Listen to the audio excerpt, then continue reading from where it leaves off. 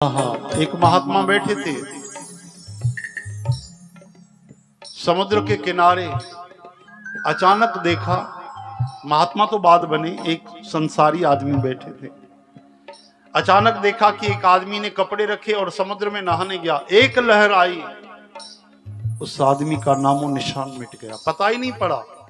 एक लहर इतना दूर ले गई, बेचारा जो व्यक्ति बैठा था हैरान रह गया कि क्षण भर नहीं हुआ, उसी समय साधु बन गया।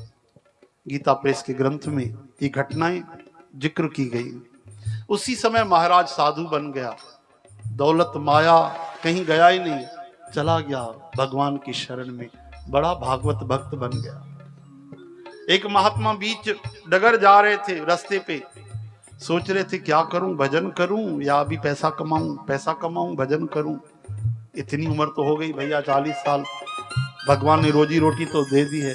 इतने में पीछे एक गाड़ी वाला आया, बोले ओ भैया, या इधर हो जाओ या उधर हो जाओ, क्या कर रहे हो, या इधर हो जाओ या उधर हो जाओ। तुरंत ध्यान आ गया, अरे गाड़ी वाला नहीं, ये तो गैया वाला है, मुझे बोल रहा है एक तरफ हो जाओ। तुरंत भगवान का भागवत बन गया, भक्त बन गया, भगवान की तरफ चल पड़ा। बोले तूने इशारा कर दिया और बिल्कुल सही समय पे किया। हरे राम, श्री कृष्ण गोविंद, हे मुरारी, हे नाथ गोपाल दामोदर, दुख भंजन पूरन कृपाल।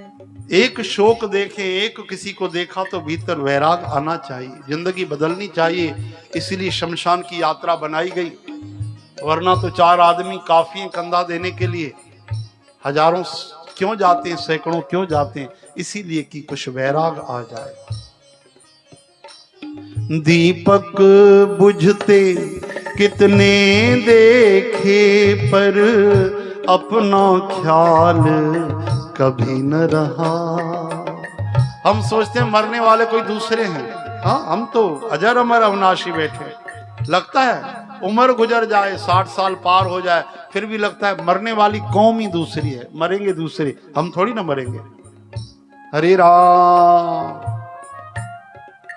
बाबा बुड्ढा साहब का नाम सुना ना, गुरु नानक देव महाराज के भक्त। वो जब 10 साल के थे तो उनकी माँ खाना बना रही थी, बड़ी बड़ी लकड़ियां डाली, वो जल नहीं रही थी, छोटी लकड़ियां पहले जल गए।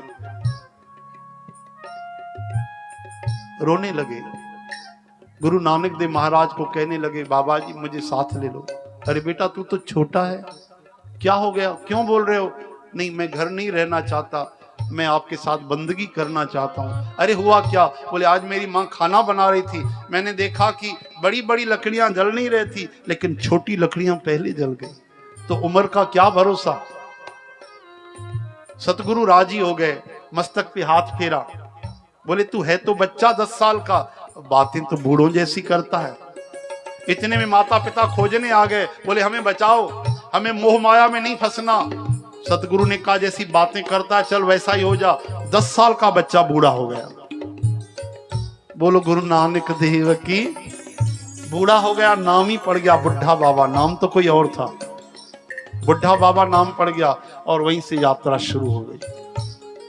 उसने 6 पातशाहियों के दर्शन किए, गुरु नानक देव जी, गुरु अंगद देव, गुरु अमरदास, गुरु रामदास, गुरु अर्जन देव, गुरु हरगोविंद साहब जी।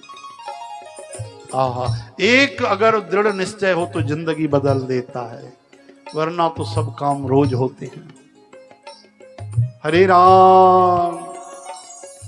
एक पक्का इरादा जो हम करते हैं ना, वो भगवान की शक्ति उसमें काम करती है। आप करके देखो, धोखा देने वाला नहीं। हम बोलते शराब नहीं छूटी, हमसे ये नहीं छूटता, हमसे ये नहीं होता, हम सुबह नहीं उठ पाते, सब बकवास।